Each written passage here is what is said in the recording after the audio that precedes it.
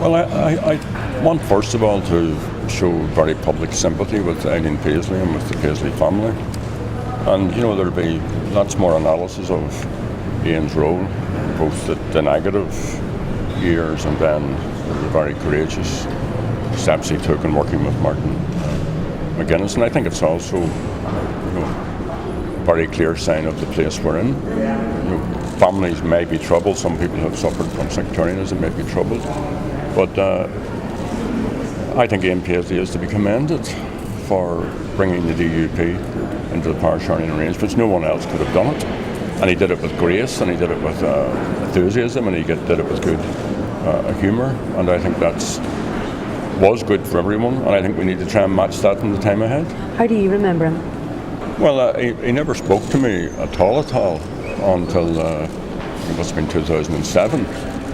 But since that day when we made the agreement which put him and Martin into the office of First Minister, he was always good-humoured, respectful, very positive, and was about trying to solve problems. And he told me more than once that this is what the people wanted. So I do think it takes a wise man to, as a lovely expression in Irish, to change course for the common good, but also a lucky man who lives to enjoy it.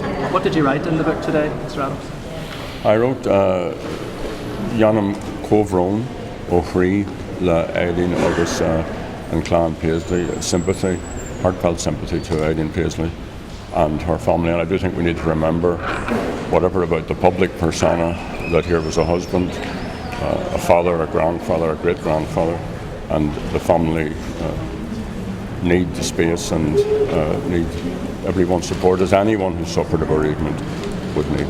There are people I've interviewed today here sad that the funeral is a private affair. They would have liked to have gone and paid their respects. Was that something you would have done if they had family hadn't requested privacy? Yes, but I think it's entirely a matter for the family. How would you sum up his political legacy? Well, on the day that's in it, I think we have to stress the positive, and in terms of what needs to be done, just remember that the process is in some difficulties. Ian Paisley, once he got into that office, was a champion for it.